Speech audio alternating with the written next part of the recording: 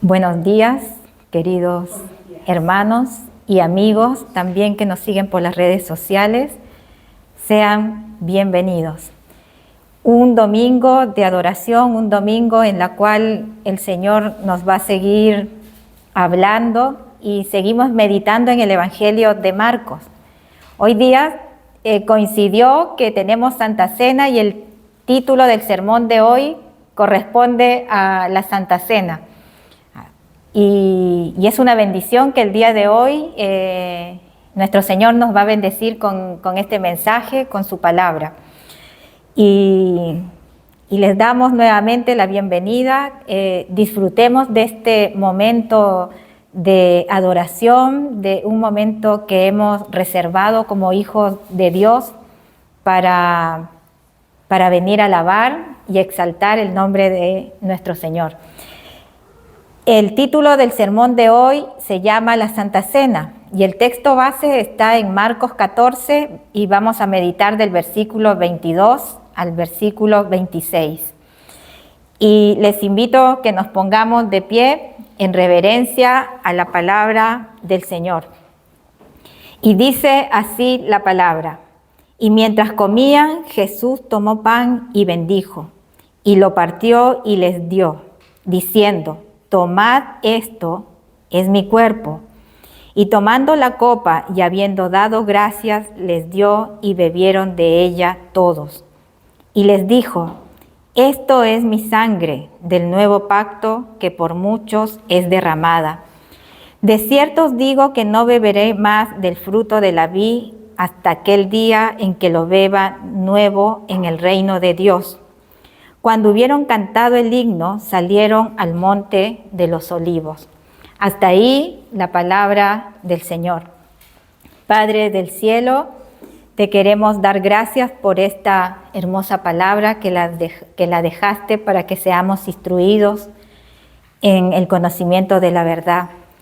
Queremos agradecerte por habernos abierto nuestros ojos, nuestros oídos espirituales para entender ese sacrificio enorme que hiciste en esa cruz, ese sacrificio que a nosotros nos libró del pecado, nos dio luz, nos sacaste de esa oscuridad terrible. Y hoy día nos toca hablar de ese sacrificio que hiciste y que debe ser un recordatorio perpetuo que debemos compartir entre nosotros, los hermanos, todos los que creemos en ti. Padre, te pido que bendigas esta palabra, este sermón. Ayúdame para poderlo dar y que podamos salir edificados de lo que tú nos vas a hablar el día de hoy. Abre nuestra mente, nuestro corazón y que tu Espíritu Santo me guíe para dar este mensaje de manera sencilla, práctica y que todos podamos entender. Te doy las gracias y ayúdame en el nombre de tu Hijo Jesús. Amén y amén. Pueden sentarse, mis hermanos. Anteriormente finalizamos con un mensaje en donde Jesús había preparado todo lo concerniente a la última cena, en donde Él se iba a despedir de sus discípulos. O sea que Él cumplió este ritual que hacían los judíos todos los años. La Pascua era una fiesta que Dios instituyó como recordatorio para los hijos de Jacob de su liberación de la esclavitud de Egipto. ¿Recuerdan? En esa fiesta se sacrificaba un cordero. Jesús aprovechó esta Pascua para anunciar el fin del antiguo pacto y el comienzo de un nuevo pacto en su propia sangre. A este acto le llamamos la Santa Cena o la Mesa del Señor.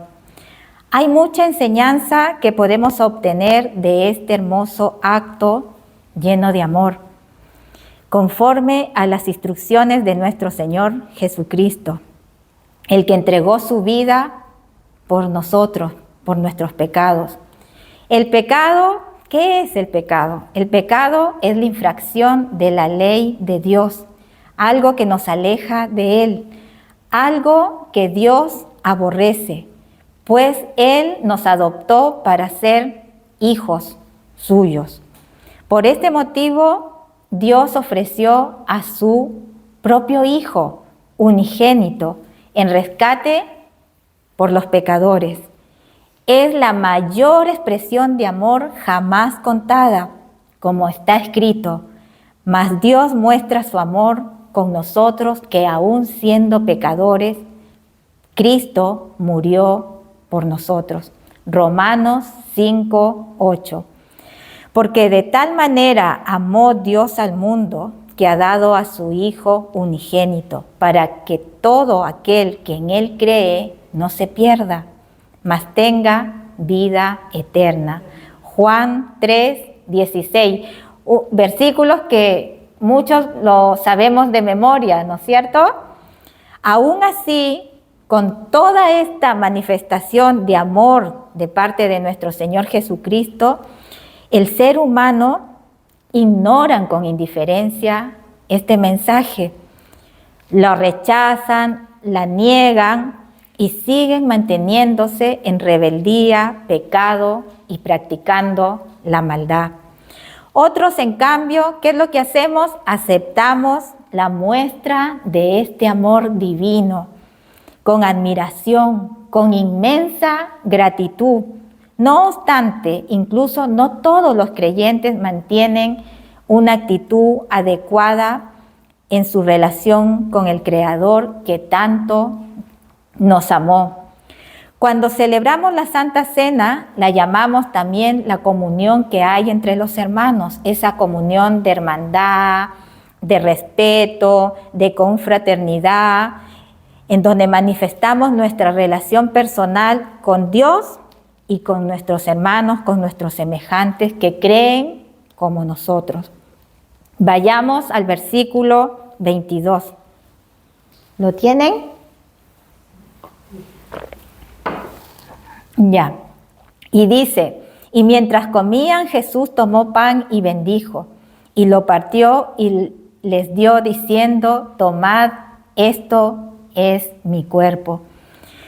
Debemos destacar que la celebración de la Pascua era un momento muy lindo, muy especial de amistad, de comunión, de fraternidad, y hoy día la vamos a conmemorar, la vamos a celebrar, en donde va a haber compañerismo, y después de que ellos tenían esta cena, esta reunión fraternal, terminaban cantando himnos.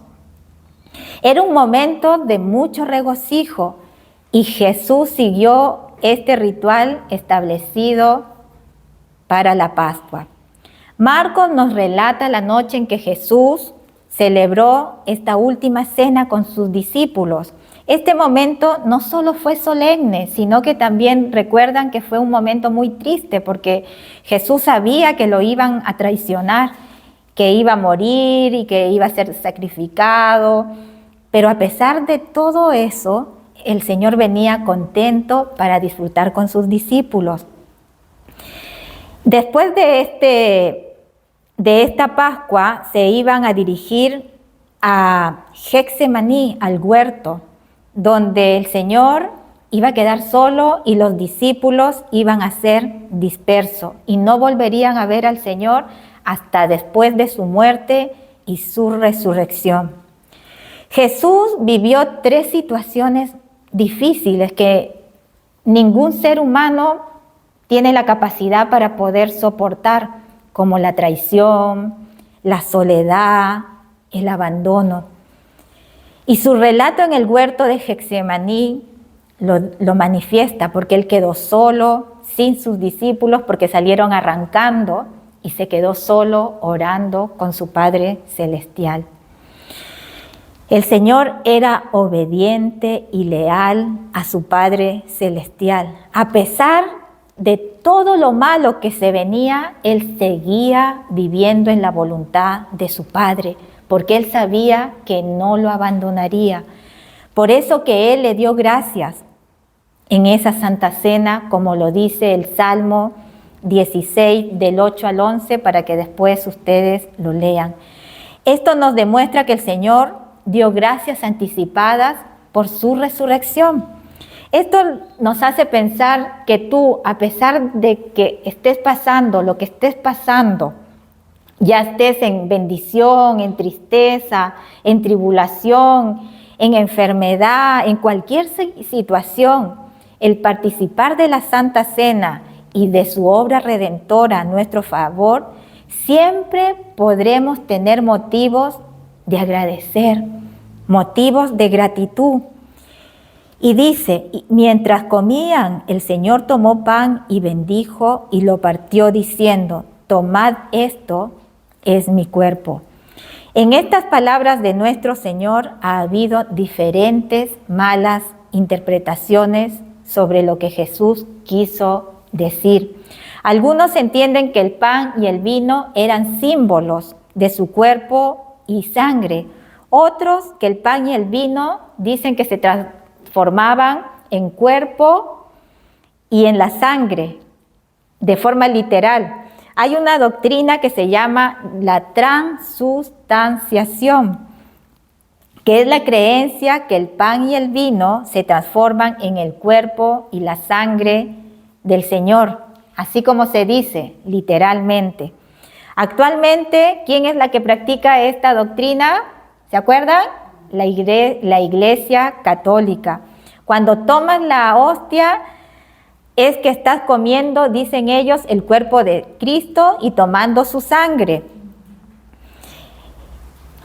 Y que solo cuando toman el vino, solo lo hace el sacerdote y no lo comparten con los demás. Y sabemos que cuando fue esta última cena, el Señor no excluyó a sus discípulos, todos tomaron el vino. Pero en este caso, de los católicos, solo toma vino el sacerdote y sabemos que eso está mal.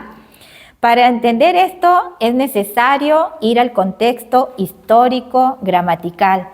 Si nos vamos al tiempo de la Edad Media, esta liturgia y sacramento fue acentuando de que el cuerpo y la sangre literales de Cristo están presentes, dice, en el pan y en el vino. Y por lo tanto pueden transferir a esto la gracia del Señor y santificar a aquellos que participan de ello. En el Concilio de Trento, la Iglesia Católica reafirma esta falsa doctrina de la Edad Media y hasta el día de hoy se sigue practicando y sigue estando vigente. La Iglesia Católica, con todo su clérigo sacerdotal, desde el Papa hasta el último sacerdote, sostienen que en el momento en que el sacerdote consagra los elementos, automáticamente son transformados en cuerpo y sangre, así, literales de Cristo, juntamente con su alma y su divinidad. Por esta razón que la hostia o las partículas que sobran después de la comunión que ellos tienen, la juntan y la guardan como en una copa y después la sacan en procesión, y es lo que ellos llaman el Corpus Christi, y lo sacan en procesión y dicen que ahí está la presencia de Cristo.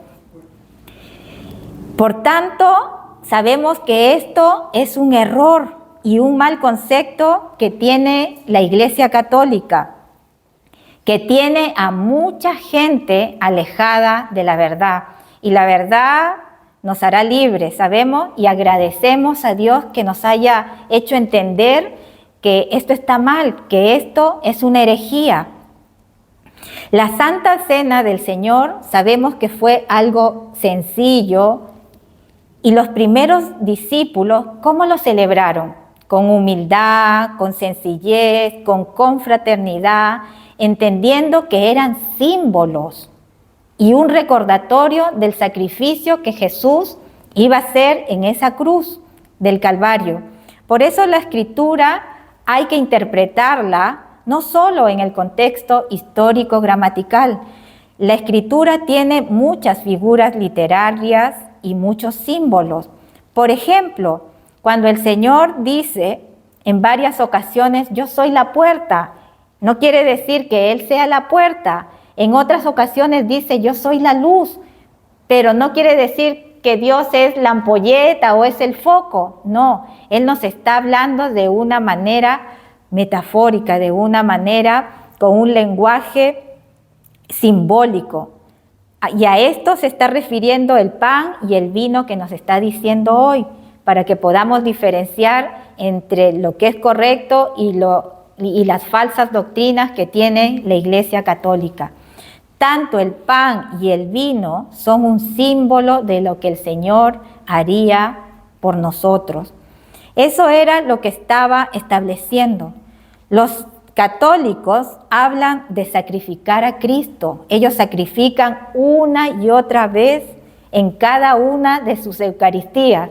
Si tienen 5 misas, el Señor lo comen y lo beben y lo matan y así lo hacen.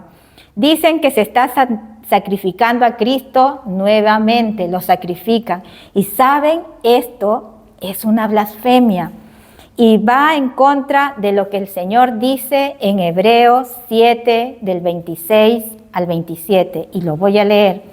Porque tal sumo sacerdote nos convenía, santo, inocente, sin mancha, apartado de los pecadores y hecho más sublime que los cielos, que no tiene necesidad cada día, como aquellos sacerdotes, de ofrecer primero sacrificios por sus propios pecados y luego por los del pueblo, porque esto lo hizo una vez para siempre, ofreciéndose a sí mismo.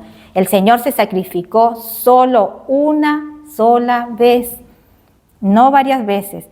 El sacrificio de Cristo ya sucedió y sabemos que fue perfecto y no necesita un sacrificio múltiple todos los días durante, como les decía, cada Eucaristía. Lo que estamos haciendo al celebrar la Santa Cena es un recordatorio de lo que Cristo ya hizo, ya fue hecho, ya no hay mayor sacrificio que ese.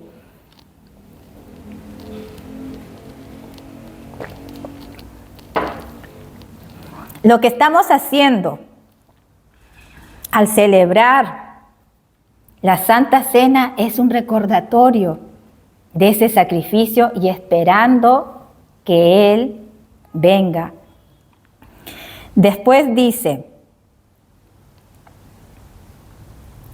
porque yo recibí del Señor lo que también os he enseñado, que el Señor Jesús, la noche que fue entregado, tomó pan y habiendo dado gracias, lo partió y dijo, tomad, comed, esto es mi cuerpo, que por vosotros es partido. Haced esto en memoria de mí. El Señor nos deja este recordatorio, que como iglesia debemos reunirnos y comer el pan y tomar el vino. Y dice, recuerden que yo entregué mi cuerpo, mi sangre, para que ustedes, para que nosotros podamos ser perdonados. La Santa Cena no es un ritualismo cualquiera, es un recordatorio perpetuo de que Él entregó su vida por nuestros pecados y es el recordatorio también del Evangelio. Y cuando tomamos esos elementos juntos, decimos, yo participo del cuerpo de Cristo, porque estoy con Él. Y donde está Cristo, estoy yo. Y cuando Él murió en esa cruz, morí yo también. Y ahora estoy vivo en Cristo. Este es un ánimo. Esto nos debe animar nuestra vida cristiana. Y que como cristianos entendamos que no es un rito cualquiera. También es un recordatorio que cuando tú sientes que tienes un pecado muy fuerte y sientes que no tienes solución, que no hay perdón para lo que has hecho, El Señor te está diciendo ahora que recuerdes ese sacrificio, porque ese sacrificio es el único que puede perdonar y limpiarte de toda maldad y darte un corazón nuevo. Y seas justificado delante de Dios, y solo puedes tener aceptación de Dios por el sacrificio de nuestro Señor Jesucristo, ese sacrificio hecho en esa cruz. Versículo 23, y dice: y tomando la copa y habiendo dado gracias, les dio, y bebieron de ella todos. Les pregunto, muchos hacen esta pregunta: ¿qué estaban tomando? Bueno, algunos dicen que era zumo de uva, pero sí era vino, y ahora yo les voy a demostrar por qué era vino. El vino era la bebida natural, normal, que tomaban los judíos, y fue lo que siguió tomando la iglesia. Hay religiosos que enfatizan que Jesús no tomaba vino, afirman que lo que tomaba era zumo de uva, y otros sacerdotes decían que era esto fruto de la influencia norteamericana, que debido a la ley seca de principios del siglo XX, comenzó a ver el vino como pecado, pasando luego esta doctrina de Norteamérica a Latinoamérica, extendiéndose así esta falsa doctrina. Entre las ofrendas que había que presentar a Dios, debía ofrecerse la cuarta parte de un hin de vino. Esto lo encontramos en Éxodo 29:40. Si hubiese sido considerado algo pagano, algo pecaminoso, ¿qué sentido hubiera tenido que Dios demandara vino como ofrenda? Sino porque era considerado algo bueno. Pero tampoco se puede negar que hay pasajes que invitan a beber vino. Dice: anda y come tu pan con gozo, dice, y bebe tu vino con alegre corazón, porque tus obras ya son agradables a Dios. Eclesiastés 9:7, otro versículo que nos confirma del vino, que no es malo. Se dice también que en Corinto se estaban emborrachando en la Santa Cena. ¿Y quién se va a emborrachar con zumo de uva? Nadie, era porque realmente se tomaba vino. Y esto lo podemos ver en 1 de Corintios 11, del 21 al 23. Pues Él no solo convirtió el agua en vino, sino que además el Señor tenía esa fama de ser comilón y bebedor, como está escrito: vino el Hijo del Hombre que come y bebe. Y dicen: aquí un hombre comilón y bebedor de vino, amigo de publicanos y de pecadores. Pero la sabiduría es justificada por sus hijos. Mateo 29. ¿Significa eso que debemos fomentar la bebida que podemos tomar en demasía? Desde luego que no podemos fomentar que el vino se tome en demasía, porque sabemos que los borrachos no heredarán el reino de los cielos. Eso, tomar en exceso, ya es pecado. Como está escrito: todas las cosas me son lícitas, mas no todas me convienen. Todas las cosas son lícitas, mas yo no me dejaré dominar de ninguna. 1 de Corintios 6:12. En este versículo hay una promesa maravillosa del Señor que afirma que cuando estemos en el reino de su Padre, volveremos a celebrarlo tomando una copa de vino. No dice una copa de zumo de uva. Vayamos al versículo 24. Y esto les dijo: esto es mi sangre del nuevo pacto, que por muchos es derramada. ¿Quiénes pueden participar en esta Santa Cena? Aquellos que son beneficiarios del nuevo pacto que Dios había prometido. Vayamos a Ezequiel 36, del 24 al 28. Vayamos y leámoslo juntos. Ezequiel 36,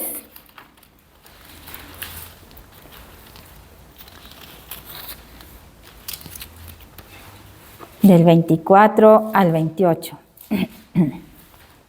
¿Lo tienen?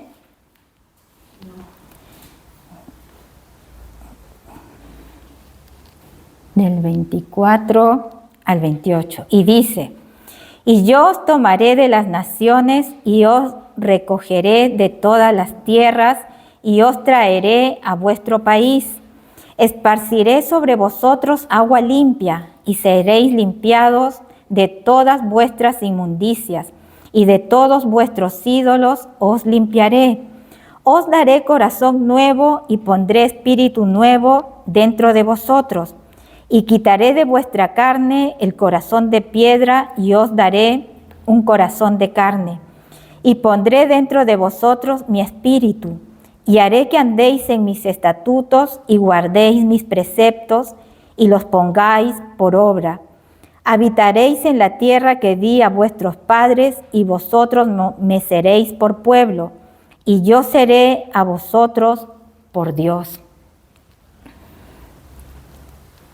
Este pacto no solo será para Israel, sino será también para todas las naciones. Habrá gentiles incluidos en este nuevo pacto. Y sabemos que ¿quiénes son los gentiles? Son todos los que no son judíos.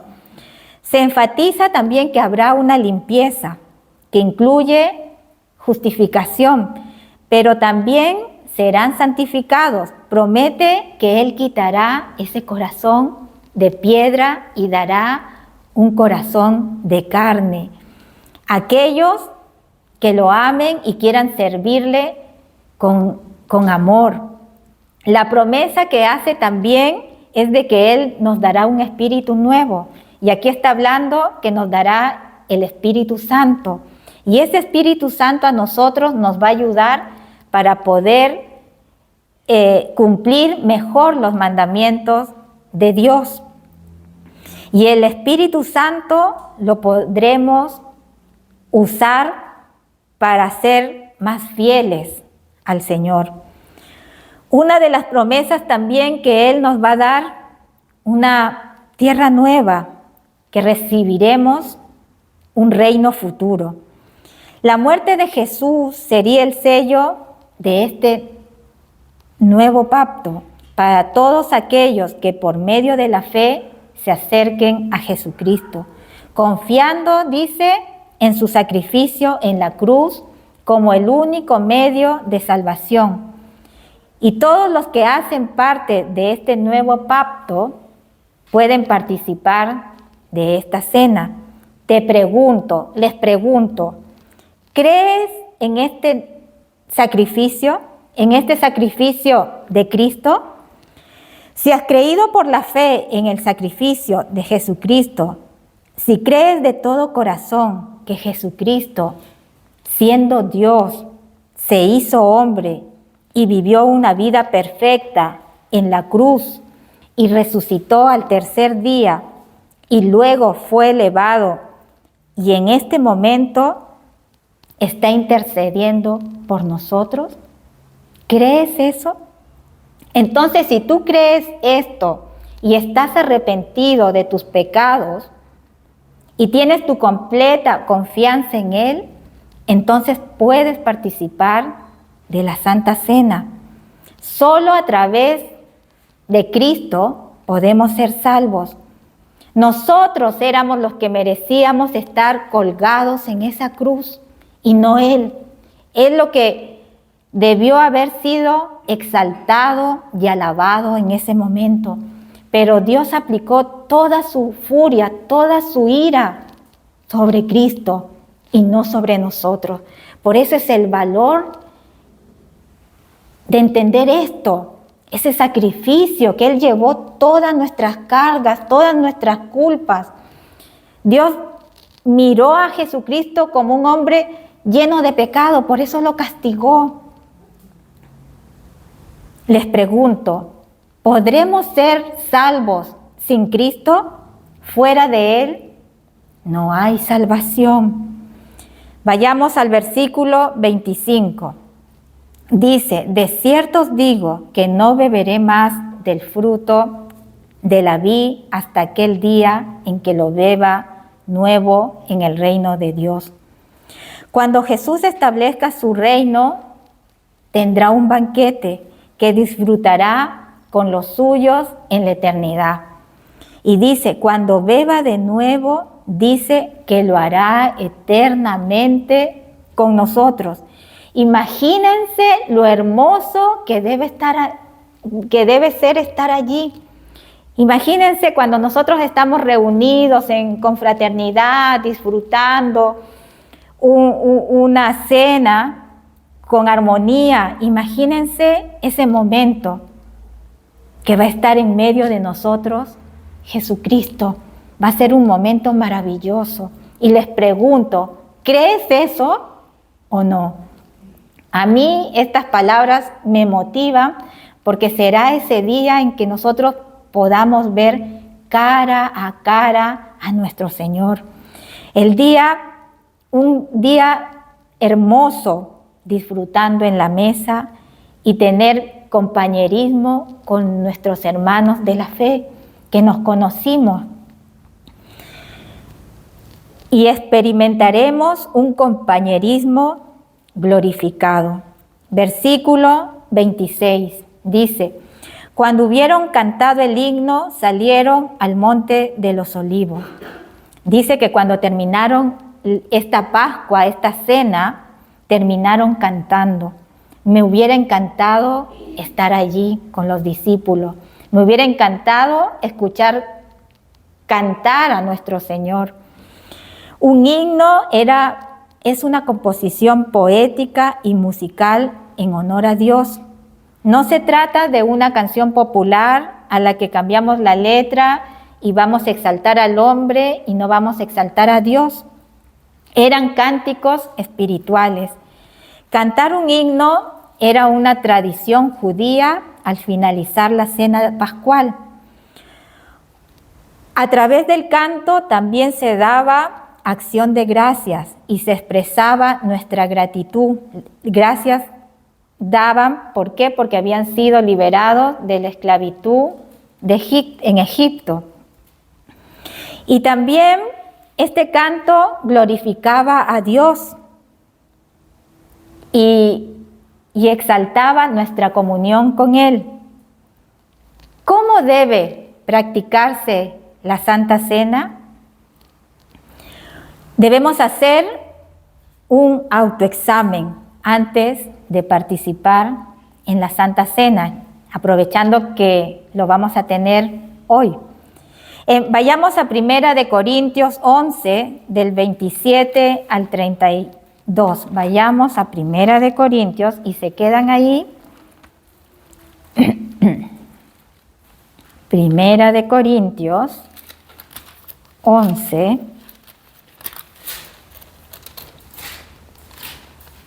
del 27 al 32. Dice, de manera que cualquiera que comiere este pan o bebiere esta copa del Señor indignamente, será culpado del cuerpo y de la sangre del Señor. Por tanto, pruébese cada uno a sí mismo y coma así del pan y beba de la copa. Porque el que come y bebe indignamente sin discernir el cuerpo del Señor, juicio come y bebe para sí, por lo cual hay muchos enfermos y debilitados entre vosotros, y muchos duermen. Si, pues, nos examinásemos a nosotros mismos, no seríamos juzgados. Mas siendo juzgados, somos castigados por el Señor, para que no seamos condenados con el mundo. Así que, hermanos míos, cuando os reunís a comer, esperaos unos a otros. Si alguno tuviere hambre, coma en su casa, para que no os reunáis para juicio. Las demás cosas las pondré en orden cuando yo fuere. Está diciendo que el que coma de manera indigna la Santa Cena será culpado, escuchen bien, de la muerte de Cristo. Esto es algo fuerte, ¿no es cierto? Ser culpado de la muerte de Cristo, o sea, ser asesino. Por tanto, examínese cada uno a sí mismo. Entonces, después de ese autoexamen, dice, come el pan y beba la copa.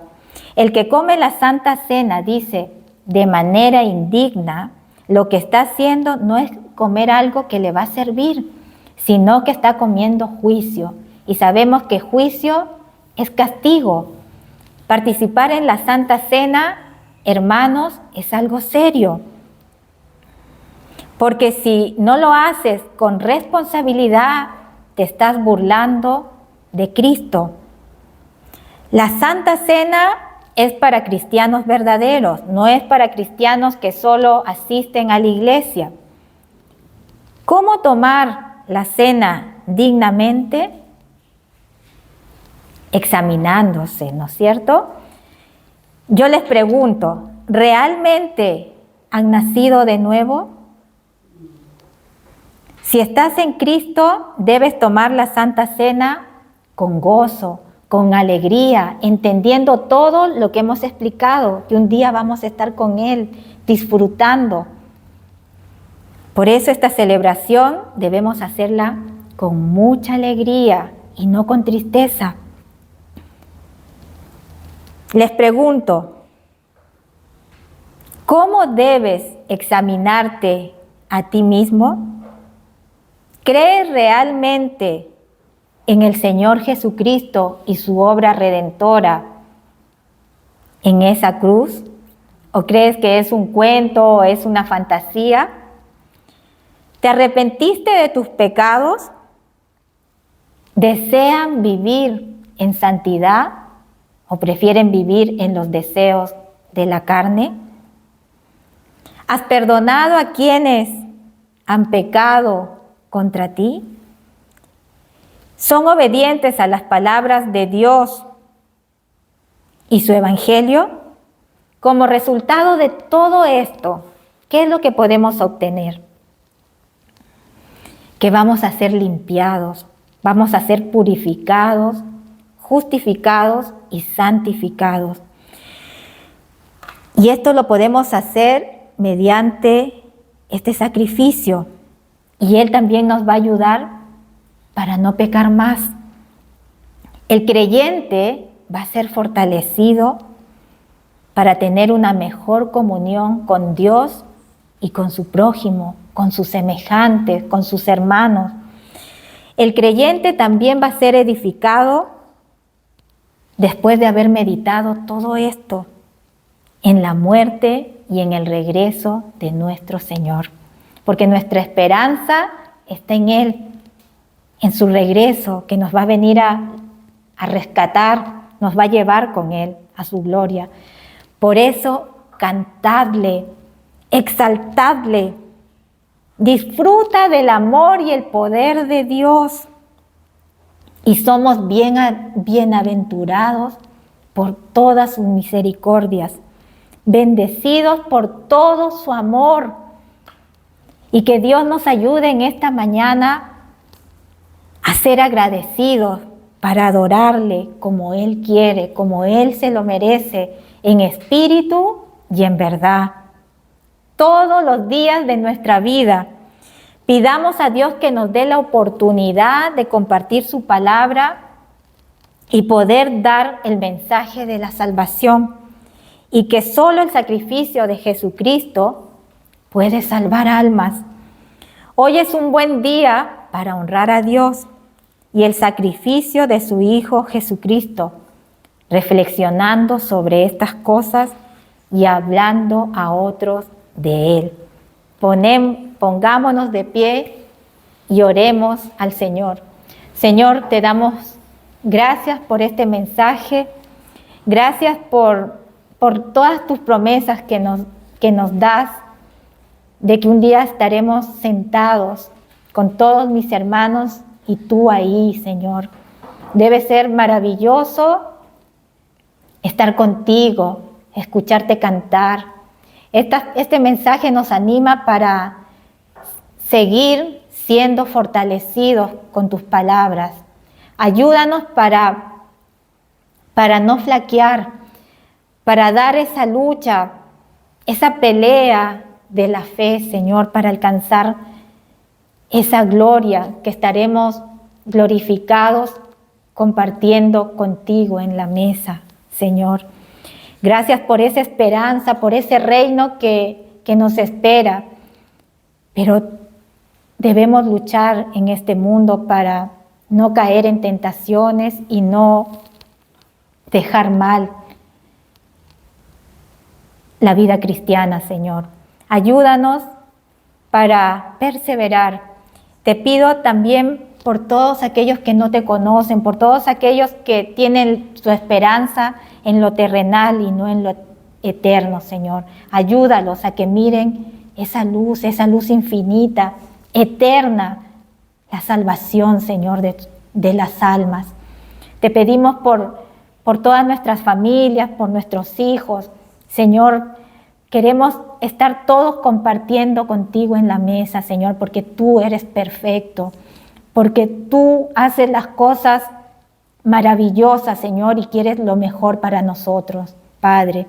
Te damos en este día las gracias y llévate la honra, porque solo tú la mereces. En el nombre de Jesús. Amén. Amén.